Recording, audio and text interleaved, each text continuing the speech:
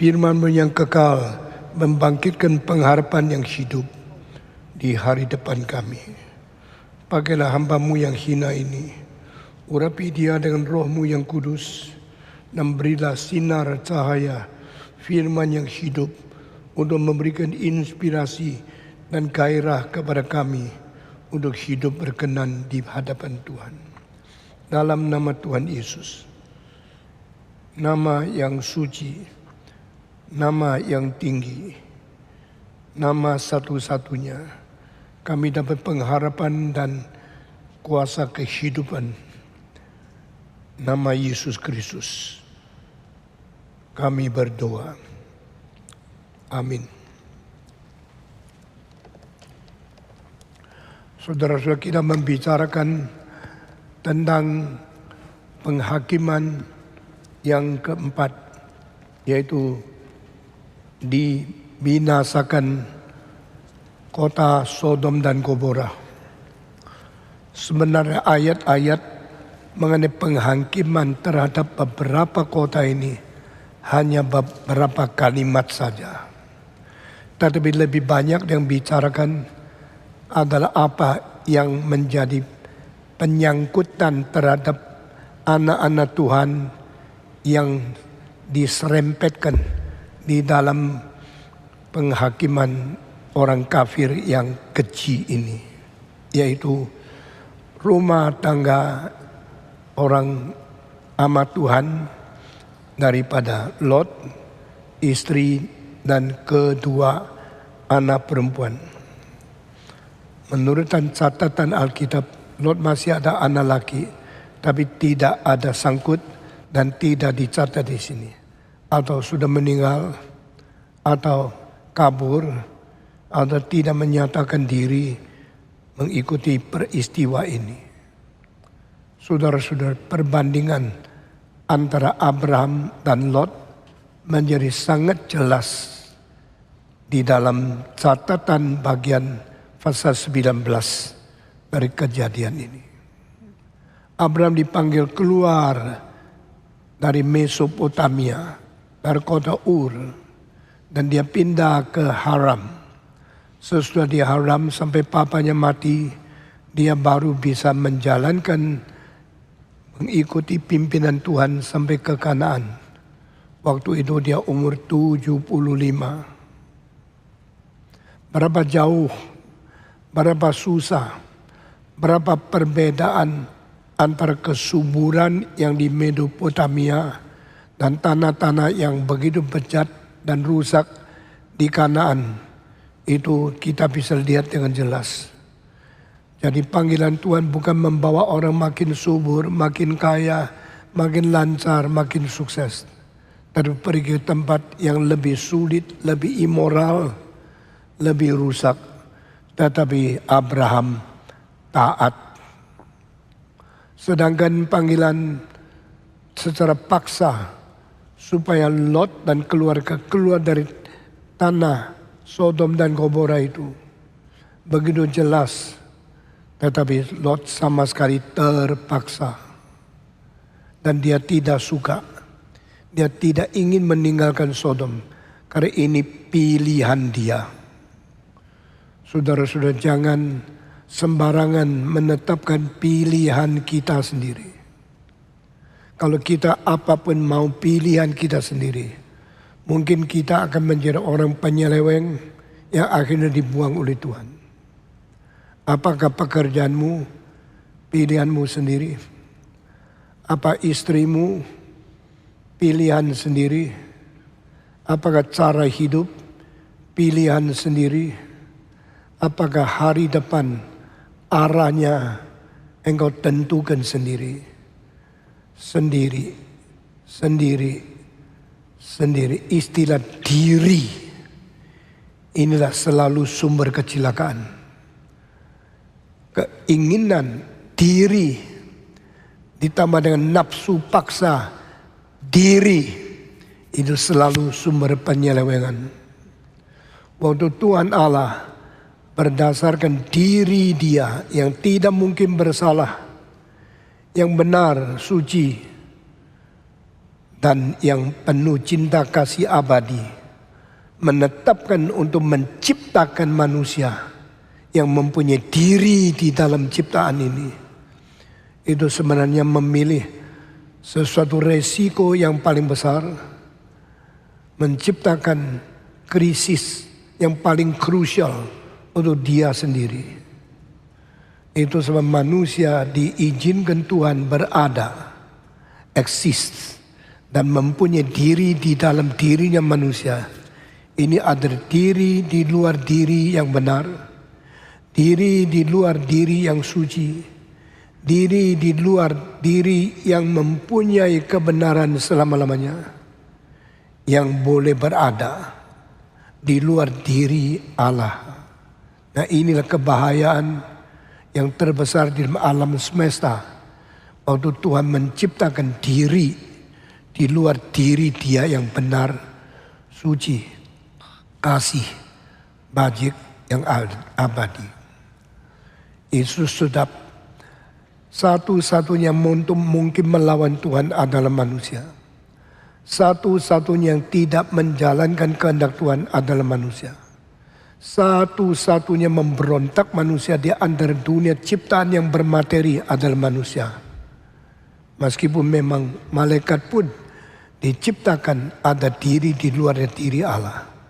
Sehingga dari malaikat sampai manusia yang mempunyai autonomi ini menjadi ancaman besar bagi Tuhan sendiri. Saudara-saudara, kita melihat dari seluruh kitab suci ada prinsip, yaitu barang siapa yang mentaklukkan diri ke dalam diri Allah, itu mulai menjadi benar. Manusia yang percaya kepada Tuhan dan menyerahkan seluruh diri ke dalam diri Allah, itu adalah sebab manusia dibenarkan oleh Tuhan Allah. Itu adalah sumber manusia berjalan di dalam kebenaran. Tapi pada waktu manusia mengambil keputusan mengikuti nafsu diri yang berbeda dengan kehendak Allah di dalam dirinya Allah, itu menjadi penyelewengan, menjadi permulaan kebinasaan dan perpisahan antara manusia dari diri yang benar, suci, bajik, kasih yang kekal. Di sini kita melihat bedanya Abraham dan Lot adalah menyerahkan diri ke dalam diri Allah dan mentegaskan diri luar diri Allah. Pada waktu Lot memutuskan untuk pindah pelan-pelan mendekati Sodom dan Gomora, itu mulai dari bahayanya di dalam sisa hidup di dalam dunia ini.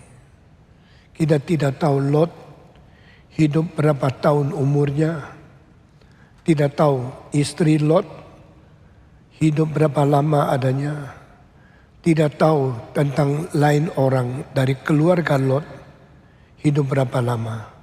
Tapi hidup yang penuh dengan kegagalan, mulai dari keinginan diri memilih segala sesuatu, mengikuti nafsu diri. Saya bersyukur kepada Tuhan, waktu saya menentukan menikah dengan seorang yang saya senang Tuhan tidak kasih, itu menjadi satu kelukaan terberat dalam hidup saya.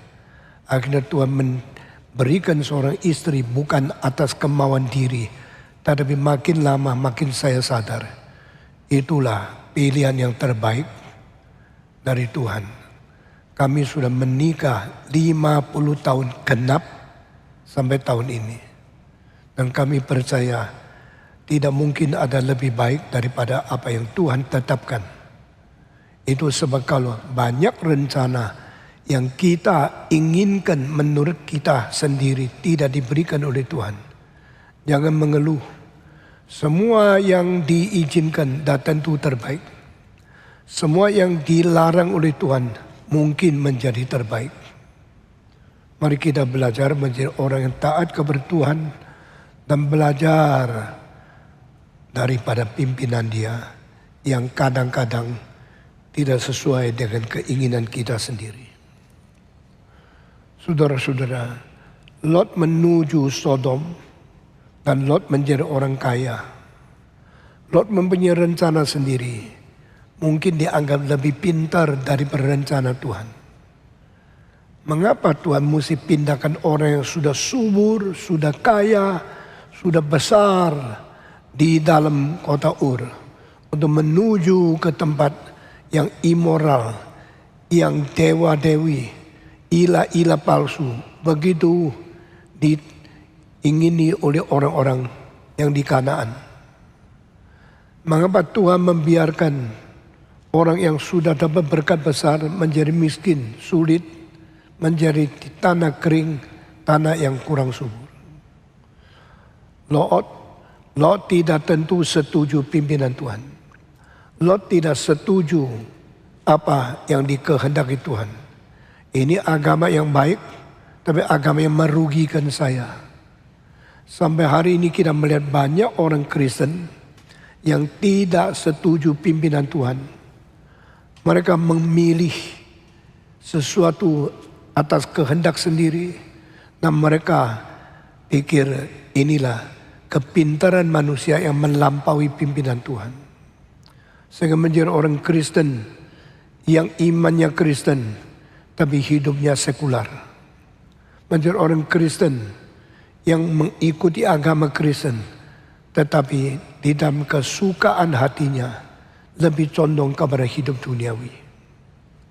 Minggu ke gereja, Senin sampai Sabtu hidup secara sekular. Dengar firman Tuhan, tapi dalam segala sesuatu pilihannya atas kemauan sendiri. Orang Kristen begitu banyak sekali. Banyak sekali. Karena mereka di antara memilih taat kepada Tuhan, lalu melalui penyangkalan diri mendapat hidup kekal, sama mengikut kemauan sendiri, lalu bebas dan akhirnya binasa. Mereka tidak mau ikut prinsip Alkitab. Ini hanya dua jalan. Taat, penyangkalan, dan hidup kekal. Bebas, berontak, dan binasa. Ini dua jalan. Yang satu sempit, pintunya kecil. Yang menemukan jalan ini juga sedikit. Yang satu besar, pintunya lebar. Yang ikut itu banyak, tapi menuju kepada kebinasaan. Ajaran Alkitab konsisten dari perjanjian lama sampai perjanjian baru. Ajaran Alkitab konsisten dari Kejadian sampai Wahyu. Seluruhnya mempunyai prinsip yang tidak pernah kompromi. Lot memilih istri bukit atas kemauan sendiri. Istri ikut-ikut menjadi orang beriman kepada Tuhan. Terus pada saat penentuan hari depan, nonjollah dirinya lebih penting dari Tuhan. Saat ujian, saat krisis, itulah saat menyatakan kerohanianmu sampai di mana. Justru bukan saat subur, saat taat, saat kelihatannya kaya, lancar, dan saat ujian datang. Pada waktu firman Tuhan berkata, you should choose this way. The difficult way, the narrow way, the difficult way, you chose this. Engkau mulai berontak, disitulah menyatakan kerohanianmu sampai di mana. Saudara-saudara, kelihatan baik-baik beriman kepada Tuhan, sama-sama mempunyai firman Tuhan, sama-sama mentaati sebagian, lalu berjalan di dalam hidup seperti orang Kristen, tapi di dalam keluarga, istri yang tidak dengar baik-baik firman Tuhan, anak-anak yang mengerti separuh-separuh firman Tuhan, yang kelihatan ikut di dalam beberapa peraturan, di dalam peraturan yang lain mereka menyeleweng, menyatakan kehendak sendiri yang tidak bertanggung jawab. Engkau tidak sadar, engkau lolos. Itu menyimpan bahaya, potensi yang permulaan tidak kelihatan. hari Tuhan mau menghancurkan Sodom dan Gomora, Dia begitu mengasihani dan kirim 3 malaikat. Di antaranya satu adalah Kristus sebelum inkarnasi. 2 adalah pesuruh rohani yang dikirim. 3 turun kepada Abraham dan mulai bicara tentang Sodom Gomora akan dibinasakan. Pada waktu Abraham menerima 3 malaikat ini, dia pakai kesempatan yang hanya satu kali ini, bicara dari hati ke hati sedalam-dalamnya, mau mengerti kehendak Tuhan itu apa. Akhirnya mereka bicara sampai harus binasakan, dan Abraham tanya, perlukah binasakan semua?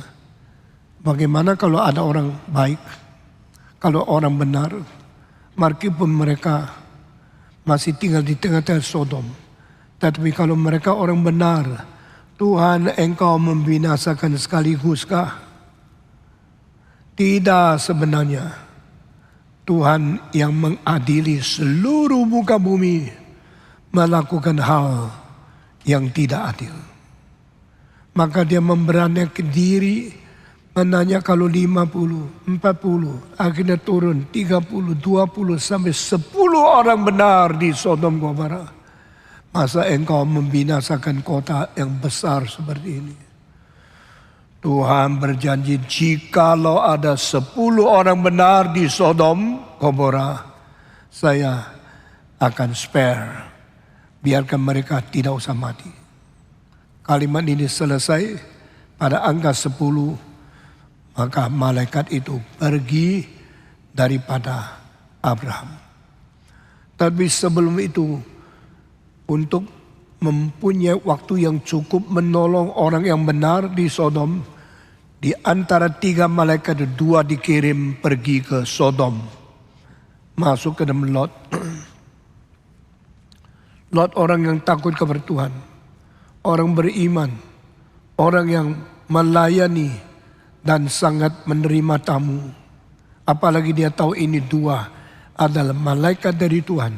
Dia terima, silakan masuk, berikan hidangan, jangan tinggal di luar. Kedua malaikat berkata, kami akan tinggal di tengah-tengah jalan, tidak masuk rumahmu. Oh, tidak bisa, silakan masuk. Karena Lot mengetahui kota itu sudah jahat sekali. Malam-malam di tengah-tengah kota, mungkin ketemu dengan orang-orang yang tidak bertanggung jawab, melakukan kejahat apapun yang bisa dilakukan itu. Orang 2 itu terpaksa masuk rumah Lot, makan bersama, lalu disediakan tempat tidur. Ketukan pintu dari luar, berkumpul ratusan orang, laki-laki, yang mau semaunya melakukan seks. Mau melakukan segala sesuatu menurut inginan mereka. Ketuk pintu dengan kasar dan keras. Lot, keluarkan 2 orang yang masuk ke dalam pintumu tadi. Biar mereka dilepas ke sini. Kami akan melakukan kepada mereka semaunya kami. Apa itu? Apa itu semaunya kami? Lot langsung mengerti ini laki-laki sedang berbirahi, ingin bersetubuh dengan orang laki-laki, ingin melampiaskan nafsu seks mereka.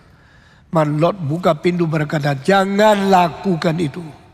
Kalau engkau mempunyai nafsu yang meluap, saya serahkan 2 anak perempuan saya yang masih perawan. Silakan lakukan itu semaumu. Mereka bagaimanapun tidak setuju. Mereka tidak suka perempuan. Mereka maunya orang laki-laki itu keluarkan. Biarkan kami bersetubuh dengan mereka. Akhirnya Lot tidak kuat melawan. Maka malaikat tidak mau Lot banyak bicara. Langsung malaikat itu menarik Lot ke dalam pintu. Lalu ditutup pintu itu. Dan memberikan kebutaan kepada ratusan orang di luar. Menjadi pusing, tidak tahu pintu di mana, tidak tahu arah di mana. Dan di situ malaikat berkabar Lot, siapa orang di rumahmu? Dan siapa orang yang bersangkut paut dengan rumahmu, yang lahir di rumahmu, yang milikmu, ada budakkah, ada pekerjakah, yang ada hubungan dengan kamu, semua saya akan menolong. Dari kalimat ini engkau mengetahui cinta Tuhan begitu besar. Dia bukan membiarkan orang benar mati, dibinasakan beserta mereka yang dihakimi oleh Tuhan di Sodom dan Gomora. Dia malah memberikan tambahan anugerah. Anyone born in your family, your children, your servant, and anyone has a relationship with you, let them be saved. Saudara, ini anugerah Tuhan mengingatkan kita. Jangan kita anggap anak-anak kita orang-orang kita. Pembantu pun itu Tuhan mau kita menyelamatkan mereka. Orang yang lahir di rumahmu, orang yang kerja di rumahmu. Mari kita semua memperhatikan. Inilah hidup orang Kristen yang baik. Lalu waktu itu mereka memberikan perintah ini kepada anak perempuannya dan juga kedua menantu yang belum menikah, yang akan menjadi bakal menantu Lot di rumah itu. Mari kita keluar, karena kota Sodom, Gomora akan dimusnahkan dengan api belalang dari surga. Yang membicarakan Lot, yang dengar istri, dua anak-anak perempuan, dan dua menantu yang akan datang. Tetapi sikap mendengar firman Tuhan semua lain.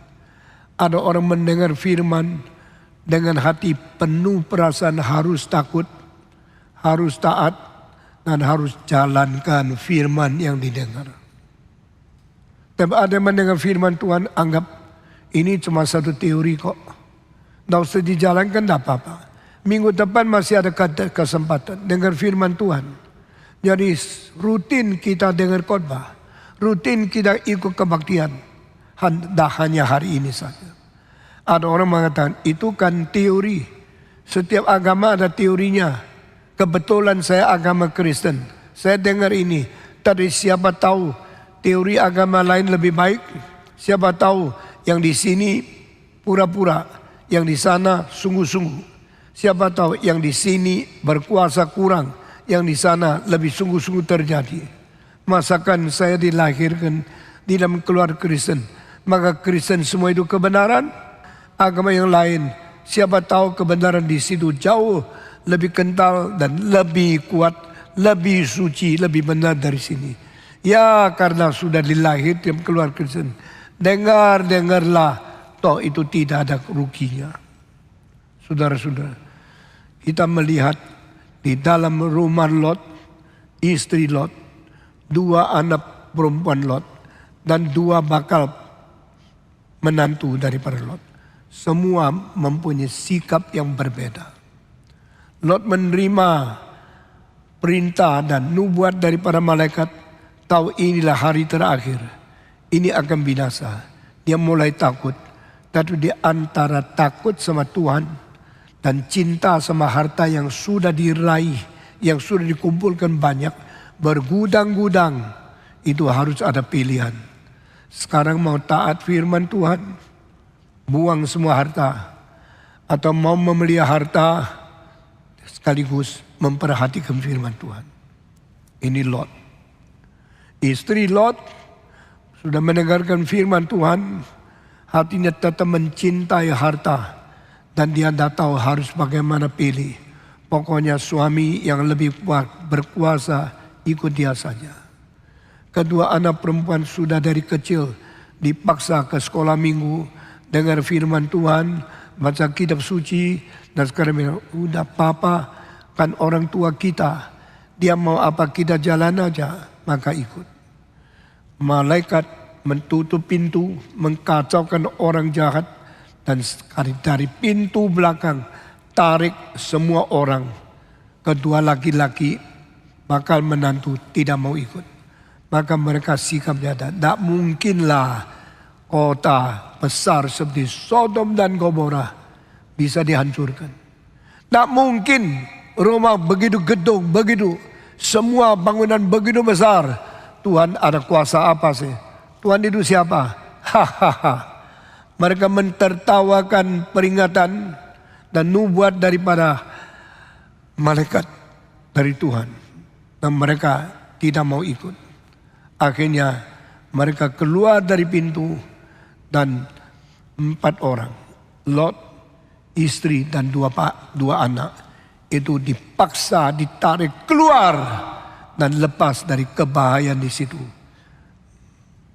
menuju ke pintu kota dan meninggalkan Sodom dan Gomora. Saudara-saudara, di dalam kitab suci hanya 1 kali mencatat kebahayaan sebesar ini dan hanya 4 orang yang ditolong. Tuhan bermaksud menolong. Tuhan memberi peringatan. Tuhan mengirim malaikat. Tuhan mencegah orang jahat melukai anak-anaknya.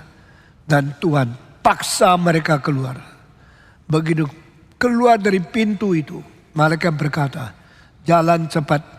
Sebelum engkau sudah keluar dari pintu itu, saya tidak akan turunkan api.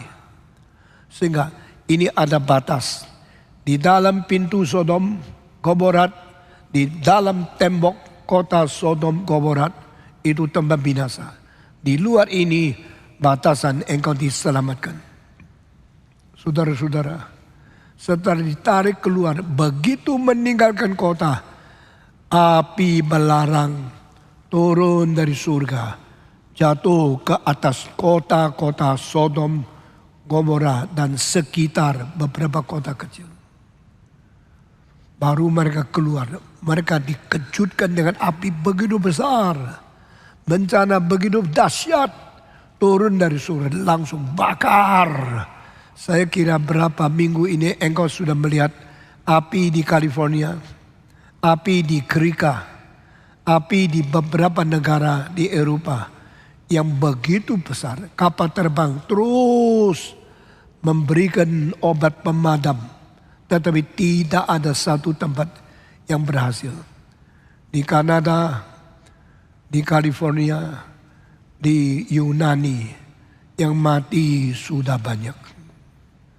Boleh bayangkan api yang serentak menghancurkan semua penduduk, hewan, dan tumbuh-tumbuhan, pohon, rumput padang di sekitar Sodom Gomora, di tengah dataran orang jahat itu.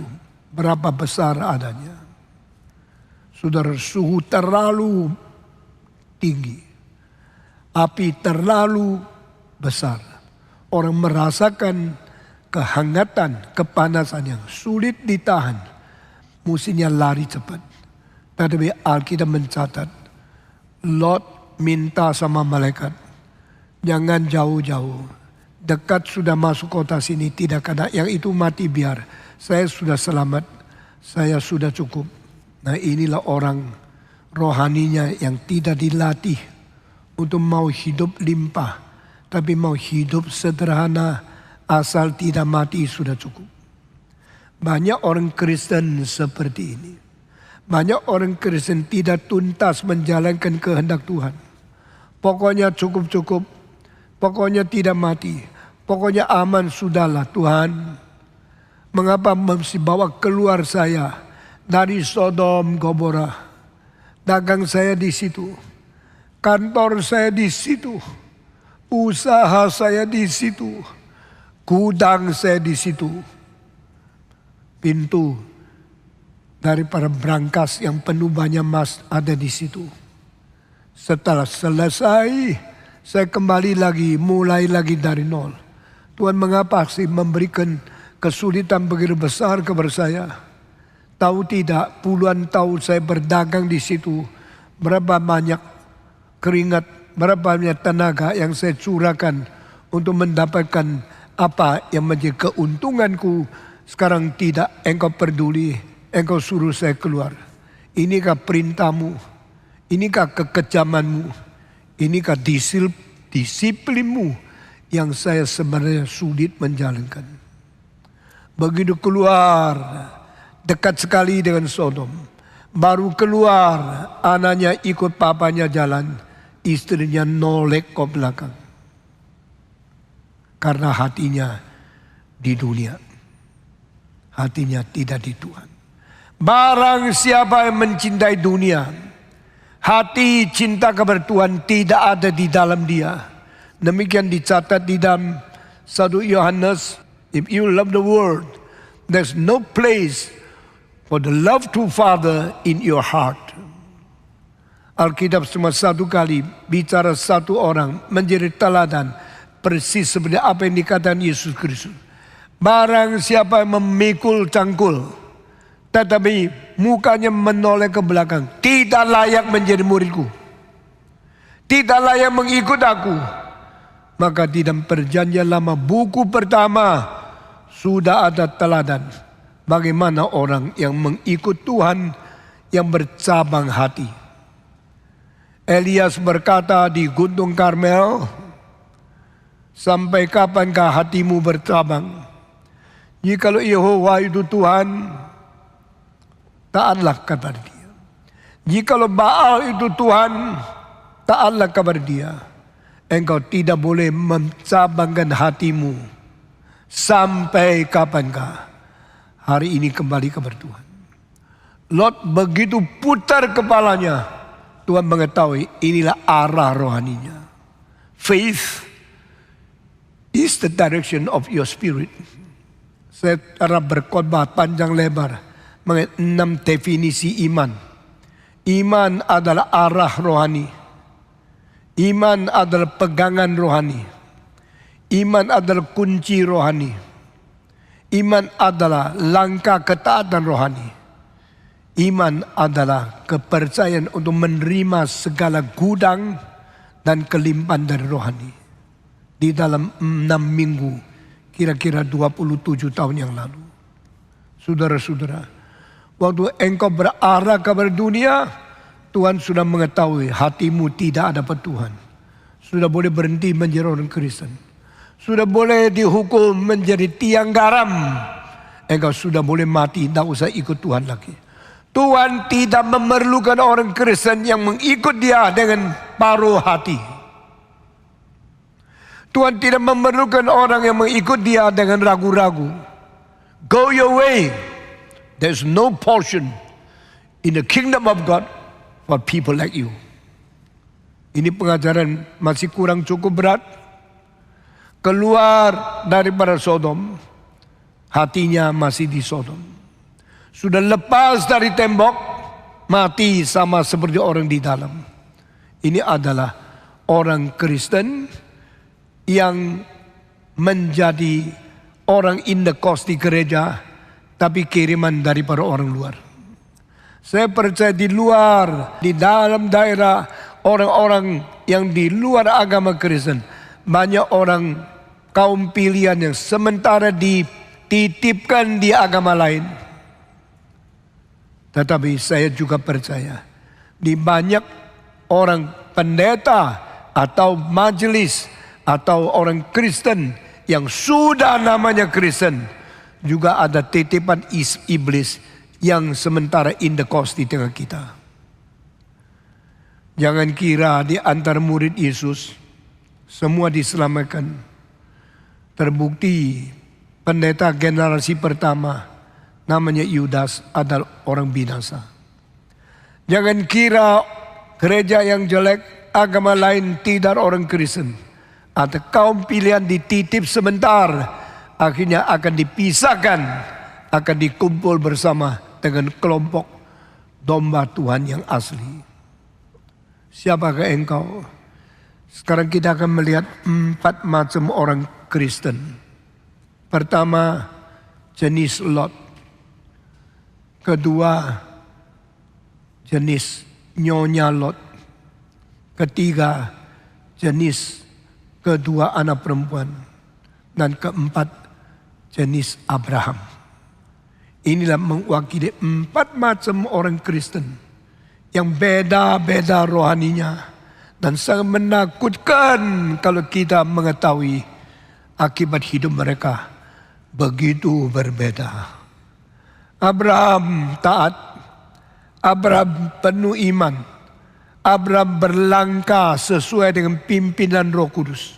Seumur hidup, meskipun banyak kelemahan, dia pernah menipu berapa kali, dan dia pernah kurang mentaati semua firman Tuhan. Tapi secara keseluruhan, dia tidak pernah melawan Tuhan. Ini hidup orang Kristen macam pertama. Orang Kristen macam kedua seperti Lot, mengikuti Abraham, tetapi ikut dari permulaan, tidak ikut sampai ke sesudahan. Ikut dari awal, tidak sampai akhir. Ikut di tengah-tengah format sesuai orang Kristen dan semua syariat sebagai orang Kristen, tapi hatinya tidak utuh. Ketiga adalah seorang yang ikut suami seperti Nyonya Lot, dari muda nikah sama Lot, melahirkan anak untuk Lot, tetapi dia dengar firman Tuhan, tak pernah memperhatikan, tak pernah tuntas, dengar-dengar senyum di dalam, dengar-dengar ragu di hati, dengar-dengar tidak terlalu sesungguhnya mengikuti. Inilah nyonya-nyonya orang Kristen atau suami-suami orang Kristen yang paruh hati mengikuti luarnya, lahiriannya, peraturan Kristen saja. Macam keempat adalah anak-anak Lot juga menjadi orang Kristen. Dari kecil ikut sekolah minggu, dari kecil dengar firman Tuhan, dari kecil dibesarkan menjadi anak-anak orang Kristen. Disebut waktu anak pintar ya, anak baiknya, anak bagus ya, engkau seperti papa ya, sering ke gereja ya. Tapi hatinya mengatakan, selain saya mengikut papa, saya masih suka porno di dalam saya punya handphone. Saya masih mengetahui teman saya suka buka pakaian untuk anak laki-laki. Ini perempuan yang kelihatan ke gereja, kelihatan beriman, tapi kelakuannya sudah ikut Sodom Gomora. Karena hidup di tengah-tengah mereka. Semua tindak tanduk, gerak-gerik, pikiran, kelakuan daripada sebelahnya yang non-Kristen sudah secara subconscious, secara kurang sadar masuk cap di dalam hati anak perempuan yang mungkin cantik sekali, mungkin sangat menggiurkan, dan mungkin sangat bagus badannya. Dan mereka pikir, saya kan ciptaan Tuhan. Mengapa begitu cantik? Untuk disukai pria. Mengapa badan saya begitu seksi? Karena banyak orang laki perlu. Tetapi saya sudah kadung dilahirkan di dalam keluarga Kristen. Saya sudah biasa ikut kebaktian setiap minggu. Saya sudah biasa dituturkan papa dengar khotbah firman Tuhan baik-baik. Tetapi papa ketat, mama tidak. Jadi di tengah-tengah pemilihan, saya harus ikut orang tua yang kolot, orang tua yang sangat-sangat kuno, atau ikut mama yang lebih modern. Pengajarannya lain kok. Menjadi istri orang Kristen yang beriman kepada Tuhan, mempunyai tugas mendidik anak, harus sesuai dengan rencana Alkitab. Saudara-saudara, di dalam 4 jenis orang Kristen, Abraham, Lot, istri Lot, dan anak perempuan dua-dua dari Lot, semua mempunyai mutu iman, mutu kerohanian yang berlain. Jangan nebeng berkata, saya anaknya keluarga suci, saya anak pendeta, saya anak pendeta, anak tua-tua, pasti saya ikut. Kalau papa ke surga, saya tarik kakinya, saya ikut. Saudara-saudara, Billy Graham mempunyai seorang anak perempuan, cerai 2 kali. Dia mempunyai anak laki-laki yang pernah narkoba dan jatuh di dalam dosa selalu membius diri. Jangan kira papanya beres, semua beres. Setiap orang bertanggung jawab dan setiap orang dihakimi menurut kelakuannya yang baik atau tidak baik. Pada saat rahasia Kristus mengadili semua orang. Ini kitab Roma pasal 2 mencatat ayat seperti ini. Saudara-saudara, Abraham, Lot, meskipun keponakannya. Lot itu Lot, nyonya Lot, meskipun tidur bersama di dalam satu keluarga. Nyonya Lot, kedua anak perempuan Lot. Mereka mempunyai pengaruh dari sekitar, mempunyai kebiasaan ditumbuk, dan mempunyai kebiasaan bagaimana mengikuti kerelaan diri sendiri yang tidak sesuai firman Tuhan. Itu adalah tanggung jawab setiap pribadi. Saudara-saudara, tidak ada karcis keluarga, papa masuk, semua masuk surga. Tidak ada. Everyone should pay your own response. Saudara-saudara, waktu Paulus dan Silas berada di penjara, akhirnya orang yang memimpin penjara itu kaget. Dan saudara-saudara, Paulus dengan mempunyai kuasa lebih besar menggoncangkan penjara sampai pintu terbuka, kunci lepas. Orang itu sudah ketakutan. Mereka akhirnya keluar dan bawa sekeluarganya untuk dibaptiskan. Karena apa? Bukan mereka yang mempunyai pengalaman. Mereka harus membawa istrinya, anaknya satu-satu bertanggung jawab, beriman kepada Tuhan. Ini menjadi sesuatu contoh yang disebut kau kalau percaya Tuhan, kau dan sekeluargamu akan diselamatkan.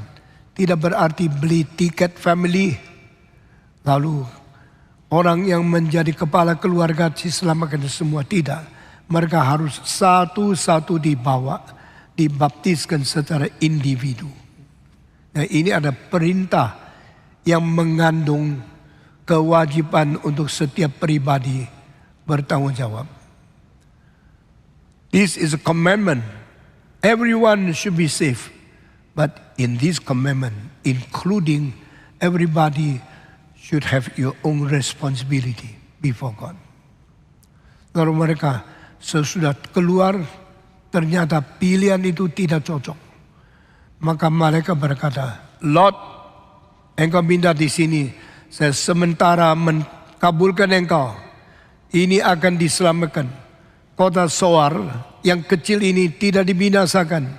Tidak seperti Sodom dan Gomora. Tetapi ini bukan rencana asli. Ini hanya tempat penginaman sementara. Lalu engkau mesti keluar dari sini. Sesudah itu tidak kelihatan pimpinan malaikat lagi. Saudara, jangan kira doamu didengar oleh Tuhan. Lalu engkau akan selama-lamanya terus free. Terus bebas mendapat anugerah Tuhan yang gratis selama-lamanya. No. Sudah sampai satu tahap malaikat tinggalkan. Biar mereka pergi sendiri. Dan akhirnya Lot sendiri sadar. Ini Soar. Ini satu kota kecil. Bukan tempat kekal. Karena api yang besar. Negara Sodom Gomora yang dihancurkan. Telah membuat dia takut. Dia harus keluar lagi tempat itu. Saya mau tanya. Kenapa dekat di situ? Saya pikir. Kemungkinan Lot berkata. Ini kan dihukum. Hukuman kan sementara. Setelah sementara, hukuman selesai, saya mau kembali lagi. Saya kembali lagi mengembalikan usahaku, dagangku yang sudah terlantar selama pembakaran Sodom dan Gomora. Dan saya akan revive my business. Akan mengembalikan dagangku, mengembalikan usahaku. Karena satu kali hancur, mungkin bangkit lagi. Tapi Tuhan tidak izinkan. Dia akhirnya tidak bisa tinggal di situ. dia sendiri lari ke gunung. Dan ini adalah pimpinan Tuhan yang terakhir.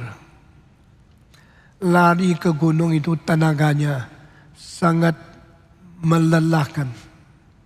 Lari naik gunung itu perlu tenaga yang sangat-sangat membuat dia habis kekuatan, aus, capek, dan lemah.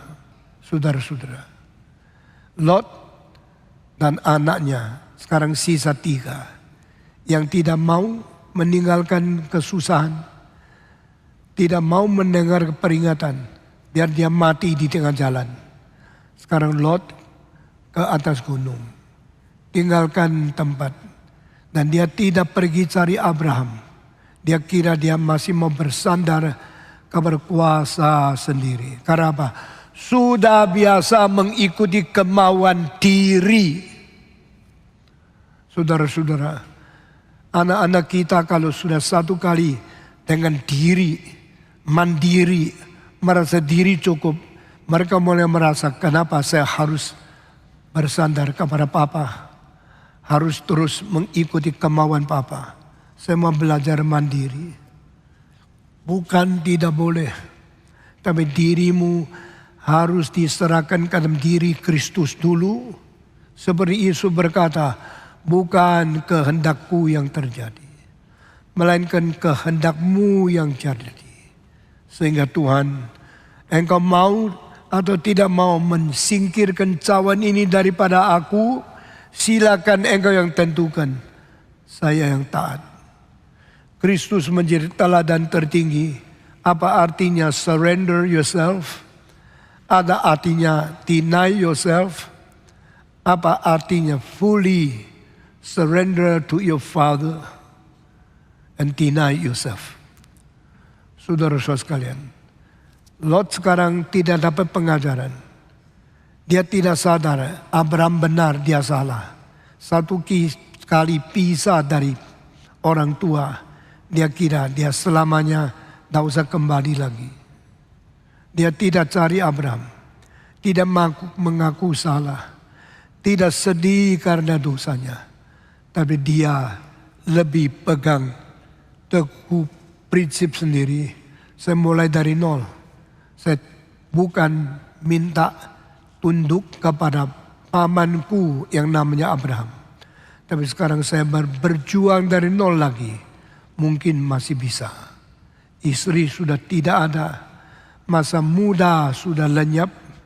Tenaga anak muda sudah tidak ada. Dia sudah tua.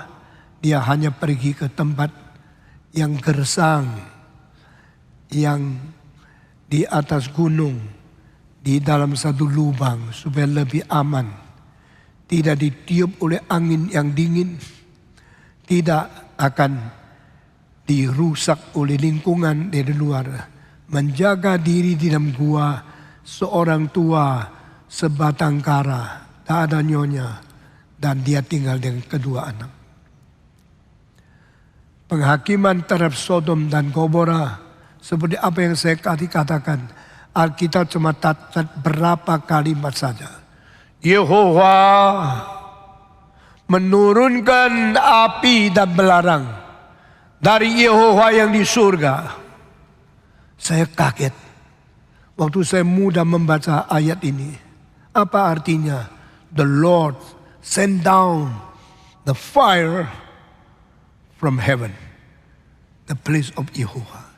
Yehova di bumi menurunkan dari Yehova di surga api dan belarang untuk menghancurkan Sodom dan Gomora. Sekarang kita melihat cabangnya, Yehova yang ada di bumi mengirim api dari Yehova yang di surga untuk menghancurkan kota Sodom dan Gomora. Di sini lebih jelas mengatakan Yehova yang datang ke Abraham itu ada Yehova yang di bumi. Lalu dia mengirim api dari surga, Yehova yang di atas langit untuk menurunkan kecelakaan dan hukuman kepada Sodom dan Gomora. Yehovanya pribadi lain. Setelah makin maju, makin kita mengerti sampai di perjanjian baru baru kita sadar berbeda-beda pribadi. Dan hanya satu yang pernah dari surga ke bumi, dilahirkan menjadi manusia, inkarnasi menjadi pengantara dan juru selamat Yesus Kristus. Maka kita memastikan yang bicara sama Abraham tentang kebinasan Sodom dan Gomora itu adalah malaikat yang dikirim oleh Tuhan, seperti malaikat yang turun naik dari surga ke bumi di dalam mimpinya Yakub. Saudara-saudara, ini sekarang Yesus yang sebelum inkarnasi berada di bumi melangsungkan penghakimannya. Sampai di Yohanes baru kita tahu pada akhir zaman Allah Bapa menyerahkan hak menghakimi seluruh dunia kepada anaknya yang tunggal, Yesus Kristus. Saudara-saudara, inilah satu pengertian bahwa hanya Allah pencipta, hanya Allah penebus, hanya Allah pengwahyu, dan hanya Allah penggenap, dan hanya Allah penghakim. 5 peristiwa dan karya terbesar dari Allah tidak pernah diberikan hak kepada siapapun yang mencipta Allah, yang menebus Allah, yang mengwahyu Allah, yang mengkonsumasikan penggenapan Allah, yang menghakimi seluruh dunia Allah, yang mencipta Allah Bapa, yang menebus Allah Anak, yang mengwahyu Allah Roh Kudus, yang menggenapkan Allah Kristus, yang menghakimi Allah Anak Allah yang tunggal akan datang lagi. Di sini Allah Bapa tugas yang paling penting mencipta. Meskipun dia berbagian di dalam menebus, menwahyukan sama seperti Kristus. Pelayan paling penting menebus. Meskipun dia berbagian di dalam mencipta, menwahyukan. Allah Roh Kudus menwahyukan. Ini tugas paling pertama. Tapi dia juga ikut mencipta dan menebus. Tetapi 2 hal yang menggenapkan hanyalah Kristus, yang menghakimi juga adalah Kristus. Karena yang menggenapkan adalah untuk menyempurnakan ciptaannya. Ini adalah yang disebut consummation. Menghakimi adalah menghancurkan yang dicipta, yang dibuang oleh dia. Ini namanya the final judgment.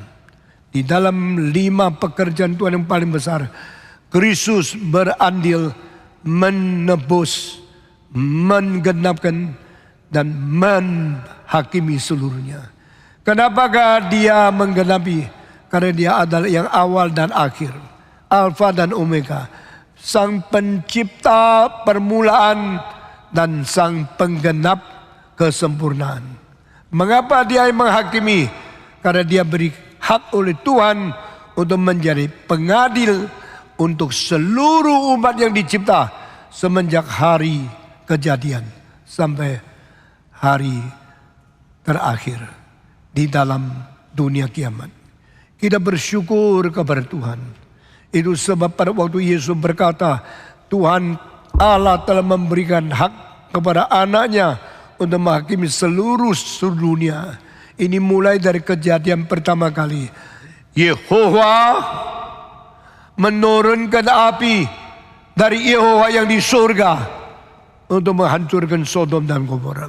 Api turun lebih besar daripada api liar yang kita lihat di California, yang di British Columbia, yang berada di Yunani, berada di Turki hari-hari terakhir ini.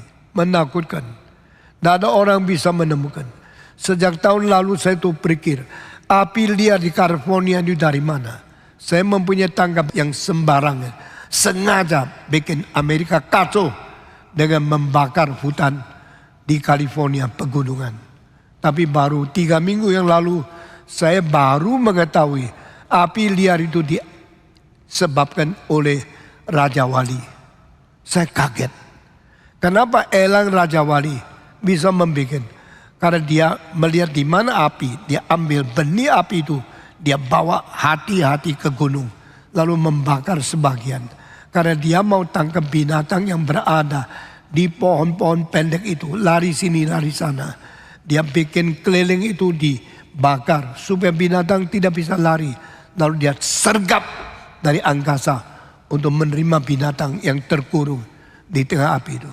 Saya sudah puluhan tahun dah mengerti dari mana api liar kok bisa sampai ratusan kilometer dibakar. Baru 3 minggu yang lalu saya mendapatkan satu pengertian. Erang Raja Wali bisa menciptakan api liar di pegunungan, di lereng gunung, di hutan yang berada di luar kota. Saudara-saudara, tetapi itu api terlalu kecil. Akhirnya menjadi besar. Ratusan ribu orang mesti pindah rumah, dievakuasi. Mereka ditolong oleh orang-orang pemerintah. Tetapi tidak seberat api yang besar Sodom Gomora. Satu kali turun, seluruh kota hancur. Di dalam beberapa hari kota itu dibasmikan. Semua manusia, semua binatang, dan semua tumbuh-tumbuhan. Pada pagi-pagi Abraham bangun. Dari gunung dia melihat ke dataran. Dia lihat kepada plain yang luas itu. Dia lihat seperti api yang naik ke atas langit. Seperti tempat di mana manusia membakar itu porselin-porselin. Membakar akan periuk-periuk, apinya besar. Tapi ini sebesar kota-kota Sodom dan Gomora. Saudara-saudara, Abraham berusaha mencintai keponakannya. Dari kecil dipelihara, diterima menjadi anak sendiri, dibesarkan, dididik, diberi pengajaran tentang iman Kristen, dididik tentang takut kepada Tuhan.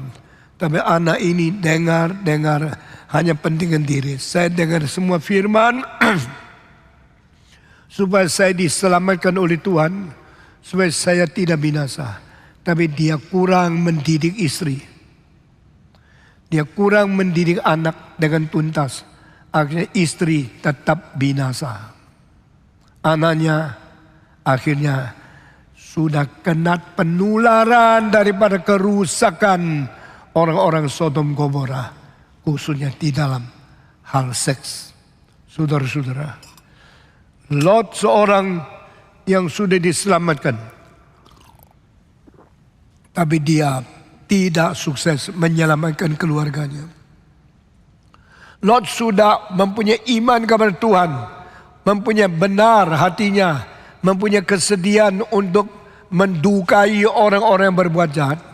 Tapi dia akhirnya tidak bisa menghambat semua kerusakan dunia masuk ke dalam anak-anak perempuannya. Di dalam gua itu lambat laun timbullah kesadaran. Kedua anak perempuan itu berkata, waduh, kami sudah tidak jadi nikah. Pacar kami tidak mau ikut keluar dari Sodom. Mereka sekarang mati di situ. Sekarang kita diselamatkan, mama sudah tidak ada. Lalu kami makin besar, melihat papa sudah tua. Tetapi kami akan juga tua. Setelah kami tua, kami tidak ada anak. Bagaimana? Saat itu perempuan yang tidak nikah dan tidak ada anak dianggap perempuan yang sangat tidak sukses. Maka menjadi tertawan seluruh masyarakat. Kedua perawan ini mikir, bagaimana ya? Apa kita lari pergi lagi ke kota yang ada laki-laki? Kita meninggalkan ayah, biar dia mati sebatang kara, biar kami boleh mendapat suami kami sendiri. Cari hidup untuk hari depan kita sendiri. Mereka mempunyai pemikiran di antara mesti jaga orang tua yang sekarang sendiri, kasihan. Tapi jangan lupa sendiri saya harus mempunyai anak. Cara bagaimana? Yang besar mempunyai inovasi, mempunyai pikiran rasio yang sangat tinggi. Dia mempunyai pengetahuan, tidak peduli siapa. Asal laki menyetubui perempuan, mungkin mempunyai anak.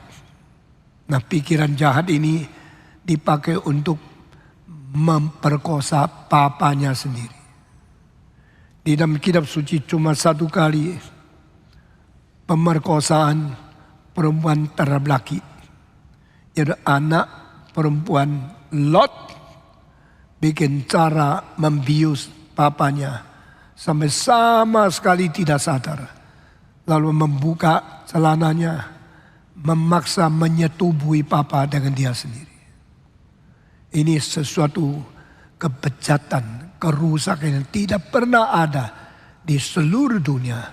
Pada Alkitab adalah buku menyatakan dosa umat manusia. Ini pun dicatat. Berapa kali anak perempuan yang cantik tidak sukses dikejar oleh laki-laki karena ditolak. Akhirnya coba ajak minum, diberi air, minuman keras yang bikin dia sudah pusing, sudah tidak sadar. Lalu paksa membuka bajunya, paksa memperkosa tanpa kesadaran orang yang dikerjain itu. Ini sekarang berada di seluruh dunia. Mana sudah semua kejahatan mereka diturunkan daripada nenek moyang sejak beribu-ribu tahun. Dan ini pertama kali. Anak perempuan pertama bilang sama anak kedua, adikku, kita sekarang kasihan, kita perawan, kita perempuan, dan kita mempunyai kesuburan tubuh, kita punya keinginan seks, kita mempunyai kemungkinan menjadi ibu, kita mungkin mengandung banyak anak menjadi orang tua daripada bangsa.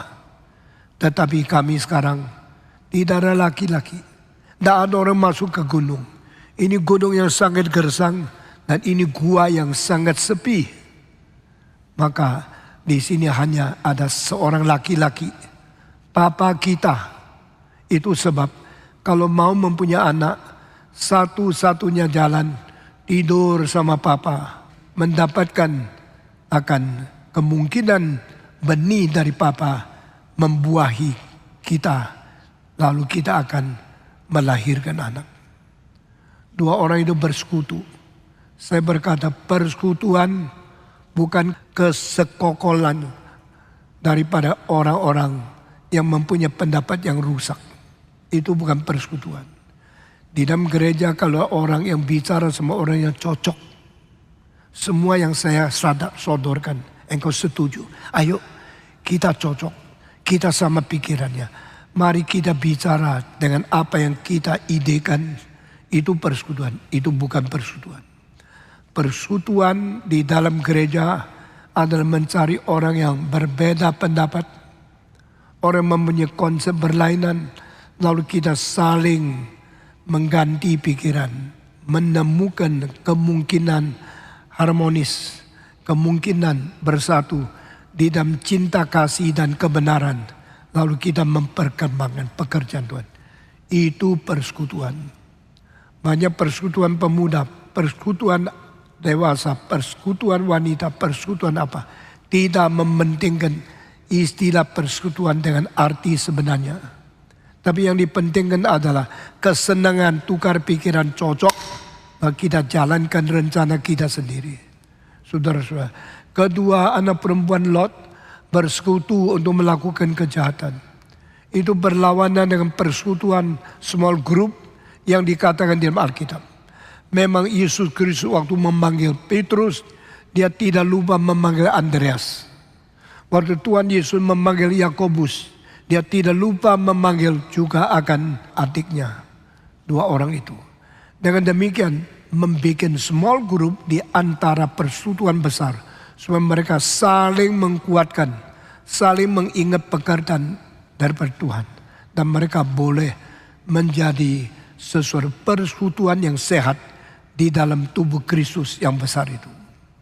Tetapi kedua saudara dari anak perempuan Lot ini bersekutu secara tidak membicarakan tentang kebenaran, bicarakan tentang kerusakan. Kerusakan yang keji, kerusakan yang biadab, kerusakan yang immoral. Mereka memperkosa papa sendiri.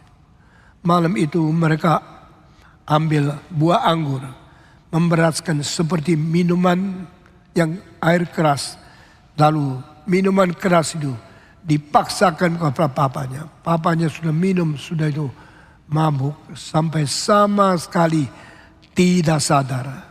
Dan ketidaksadaran ini mungkin sampai berpuluh-puluh menit, sampai berjam-jam belum bangun. Saat itu anak perempuan pertama buka pakaian papanya, mentelanjangi diri, lalu memperkosa ayahnya, masukkan air maninya ke dalam tubuh sendiri. Hari kedua dia pikir dia sudah sukses. Kalau saya sendiri sudah mempunyai benih yang dari papa, saya harap adik saya juga. Lalu dia memberitahu kepada adik, mari kita memabukkan ayah sekali lagi. Dengan minuman air anggur yang cukup banyak, sampai dia tidur tidak sadar, engkau juga berbagian berkosa papamu. Kedua perempuan ini telah melakukan hal yang biadab, yang kurang ajar, yang sangat immoral kepada ayah yang sudah tua itu.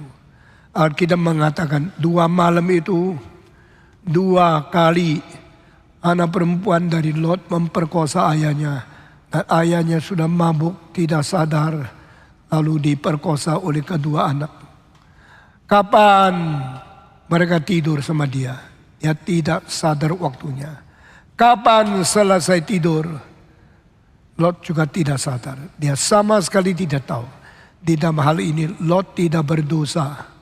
Tapi Lot sudah kejebak ke dalam dosa perempuan dari anak-anak yang sudah dipengaruhi oleh lingkungan Sodom Gomora. Saudara-saudara, jangan kira engkau sudah membesarkan anak dan kirim anak ke Amerika, engkau sudah menjadi papa yang sukses, papa yang hebat, bisa kasih uang cukup untuk anakmu belajar di Amerika. Ingatlah, kalau engkau kirim anakmu ke dalam mulut singa, berarti mereka kalau ditelan, dimakan, dibunuh oleh singa, itu kewajibanmu. Kau tahu tidak anakmu sekolah di mana?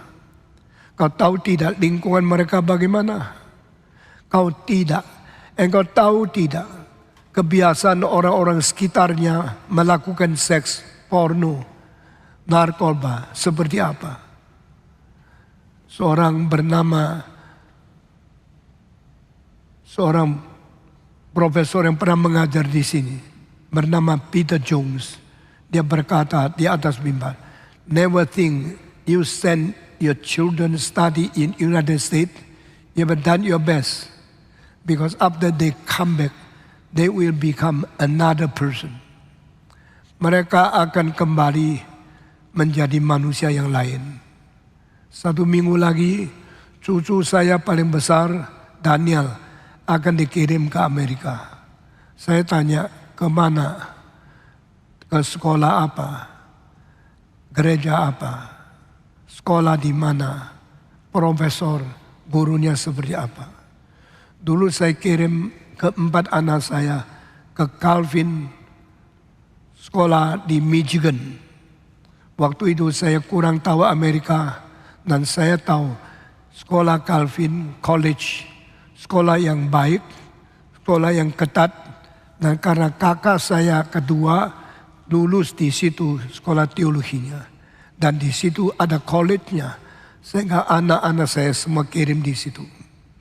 Tetapi setelah saya kirim mereka 20 tahun kemudian sekolah di situ mulai berubah. Sifatnya mulai menjadi kekurangan uang, miskin, dan harganya mahal. Dan sekarang mereka setuju kalau feminisme akibatnya gereja mulai roboh, imannya mulai kurang baik. Itu sebab saya sekarang takut kalau cucu saya ke tempat itu menjadi kurang baik bagaimana. Meskipun sekolah itu masih sangat baik. Dan ada pendeta dari gereja kita yang sekolah di situ. Tapi sekarang sudah jauh lebih mahal dari dulu. Anak saya David Tong menjawab, Daniel bukan dikirim ke Calvin. Saya tanya kenapa? Kamu kan lulusan Calvin. Dan kamu studinya baik di situ. Kenapa tidak diteruskan di Calvin? Dia bilang sekarang sudah mahal. Dikirim ke desa yang kecil, sekolah Kristen yang mutunya tinggi, tetapi harganya tidak terlalu tinggi. Karena setelah selesai saya punya tugas, sekarang selesai tugasnya anak saya untuk mengasuh anak mereka. Nah mereka mesti hati-hati bagaimana mengirim anak pergi ke sekolah. Saudara-saudara, jangan sembarangan. Jangan overconfident. Jangan anggap keputusan dirimu itu akan sukses semua. Dunia sudah berubah. Sekarang banyak kerusakan yang menghancurkan keluarga. Banyak imoralitas yang melunturkan iman Kristen. Banyak lingkungan yang menjatuhkan kerohanian kita. Mari kita hati-hati. Saudara-saudara, kita bersyukur kepada Tuhan. Kalau ada orang dipelihara oleh Tuhan, bahkan bisa menjaga imannya dan memperkembangkan pengaruhnya melalui penginjilan kepada orang lain. Saya memperhatikan gerakan ini, memperhatikan pendeta-pendeta di sini, memperhatikan anak-anak pendeta. Yang saya sangat puas adalah anaknya Amin Chung, yaitu seorang pemuda yang selalu mendapatkan summa cum laude. Dia belajar di Hong Kong, dapat summa cum laude. Dia belajar masternya, dapat summa cum laude. Dia belajar doktoratnya, dapat summa cum laude. Anak ini terpintar karena papanya mencintai Tuhan. Papanya mengabari Injil. Papanya selalu kelebihan uang beli buku teologi untuk mendidik majelis. Baik di Palembang maupun di Jakarta atau di Singapura. Dia menjadi teladan yang sangat indah. Maka Tuhan memberkati anak pendeta yang muda, dia sudah mati, tapi anaknya tidak dibuang oleh Tuhan. Ibu Lita melayani suami. Setelah suaminya mati, dia mengirim anak sekolah. Dan di mana pergi, anak itu dapat beasiswa. Bukan saja tidak minta uang, papa kirim, saya perlu uang. Ibu Lita selamanya dapat uang kiriman dari anak, yang uang beasiswa yang diberikan kepada dia lebih dari cukup karena dia begitu hemat. Tidak pernah boros uang, tidak pernah beli barang yang dia inginkan. Kalau ada sisa uang, kirim kepada mama. Saudara-saudara, Esra mencintai ibunya, mengingat ibu janda yang melayani papanya Amin Chung, dan sekarang sudah tua. Dia mengirim uang sisa daripada uang beasiswa yang dia terima untuk mendukung ibunya, kan dia mampunya anak. Dan ini anak sudah dicatat menjadi profesor kita, besok mengajar di CIT yang akan menuju kepada Universitas John Calvin. Saudara-saudara, saya mengamati anak-anak pendeta. Anak-anak pendeta di sini kebanyakan tidak dapat uang tunjangan daripada sekolah di luar negeri oleh gereja. Termasuk 4 anak saya dari Elizabeth Tong, David Tong, dan Eunice Tong, dan Rebecca Tong. Semua tidak pernah mendapat uang tunjangan daripada GRI. Meskipun saya pendirinya, meskipun kadang-kadang kita mempunyai uang cukup, tetapi semua majelis memberi uang untuk anak sendiri. Tetapi anak pendeta tidak dapat tunjangan daripada negara, tidak dapat tunjangan daripada gereja, tidak dapat tunjangan dari sistem pendidikan di GRI. Saudara-saudara, bagaimana dengan anakmu? Khususnya anak perempuanmu. Apakah teladan yang jelek dan contoh yang menakutkan yang kita terima daripada Lot tidak menjadikan engkau takut? Kedua perempuan anak Lot memperkosa ayahnya yang sudah menjelang tua. Akhirnya masih mendapatkan benih daripada laki-laki yang tua itu, menjadi seperti suami palsu, mengakibatkan mereka hamil dan melahirkan 2 bangsa, 2 suku yang sangat tidak disenang oleh Tuhan. Anak perempuan pertama akhirnya melahirkan seorang anak. Itu anak adalah anak perempuan ini juga adalah anaknya daripada papa cucu engkongnya sendiri. Dia anakkah, dia cucukah, sudah menjadi kacau. Itu diberikan nama Moab. Dari malam kedua, anak perempuan yang kedua juga memperkosa papanya. Akhirnya mengandung dan mendapatkan anak laki. Namanya Ben-Amis. Ben-Amis ini adalah suku yang lain. Dan di antara dua suku ini Tuhan tentukan 10 generasi pun tidak boleh masuk ke dalam bait Allah. Ini menjadi hukuman. Saudara-saudara, berminggu-minggu ini bicara tentang penghakiman dari kitab suci. Sangat menakutkan. Tuhan tidak main-main. Tapi saudara-saudara, kita melihat kitab suci setelah kira-kira berapa tahun? Setelah kira-kira 1000 tahun. Maka ada satu keturunan Moab, perempuan yang baik luar biasa. Menginginkan beriman seperti mertuanya. Menginginkan bersatu negara seperti negara orang tuanya. Namanya Ruth. Ruth waktu disuruh mertuanya, pulanglah karena suamiku sudah mati. Engkau menikah menjadi menantuku. Menantuku dengarlah, suamimu juga sudah mati. Pulanglah ke dalam negaramu. Pulanglah ke dalam halamanmu.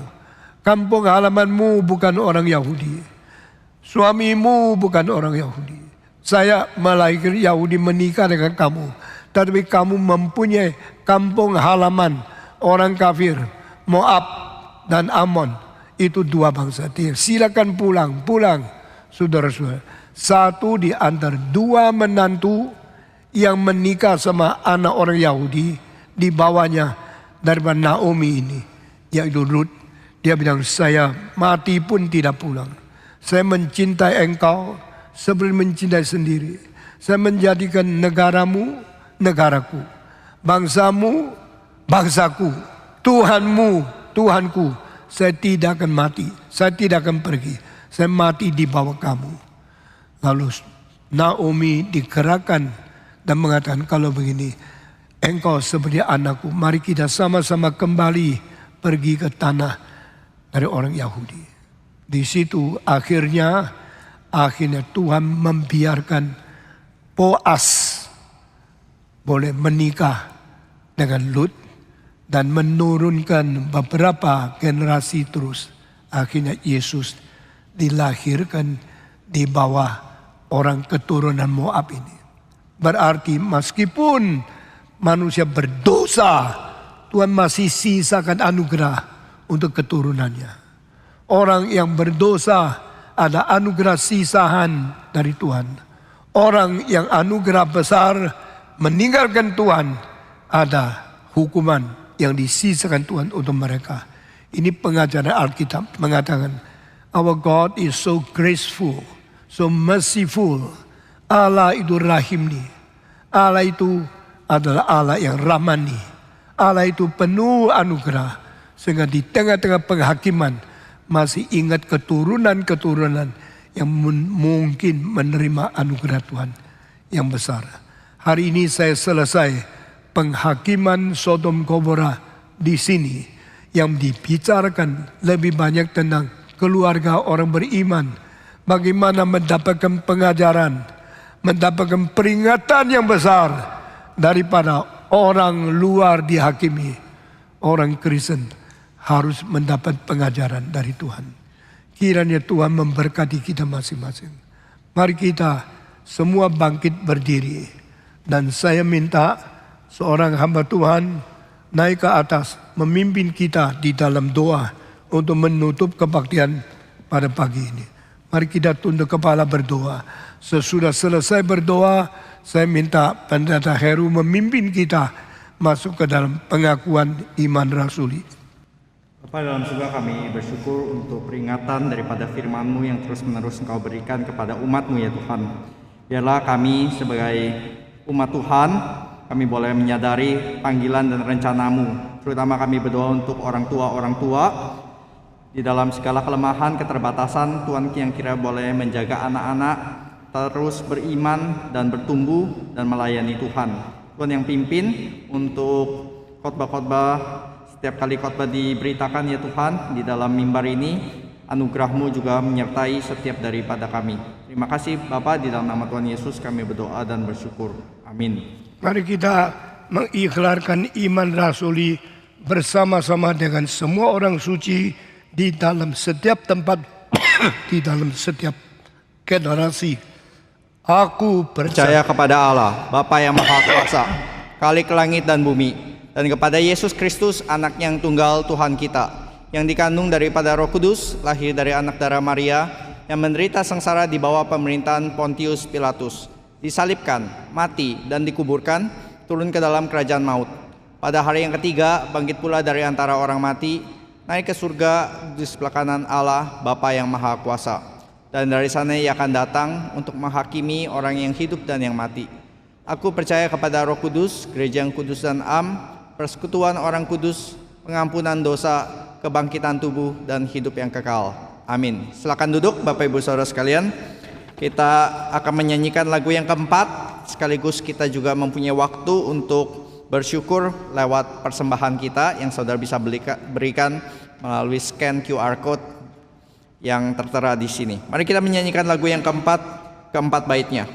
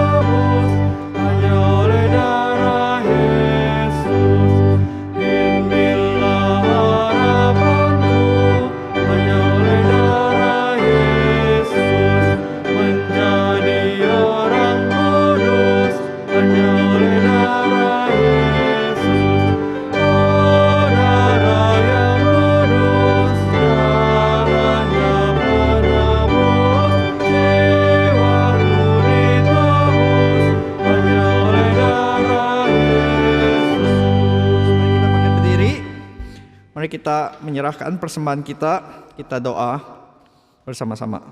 Bapa dalam surga, kami bersyukur untuk setiap persembahan yang boleh kami berikan ya Tuhan. Biarlah ini boleh menjadi lambang kami mempersembahkan bukan hanya uang kami, tapi juga waktu kami, hidup kami, dan seluruh hidup kami boleh Engkau pakai bagi kemuliaan nama-Mu. Terima kasih Bapa, di dalam nama Tuhan Yesus kami sudah berdoa dan bersyukur. Amin. Dengan tetap bangkit berdiri, kita menaikkan doksologi dan kita akan memohonkan doa berkat yang akan dibawakan oleh Pendeta Ivan Kristiono.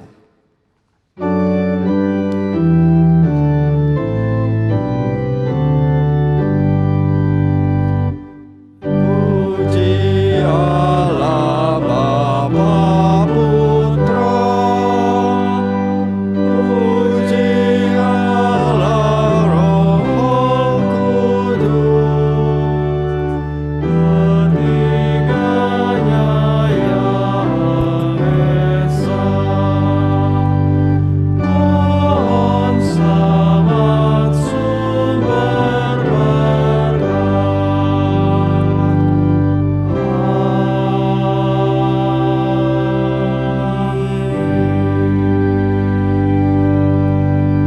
Jemaat yang dikasihi oleh Tuhan, arahkanlah hati dan hidupmu kepadanya, dan biarlah engkau pulang dengan membawa berkat dari Tuhan. Kiranya cinta kasih dari Allah Bapa, damai sejahtera dari Anak, dan persekutuan dengan Roh Kudus akan mengiring dan menyertai saudara senantiasa, dari sekarang sampai kesudahan zaman. Amin.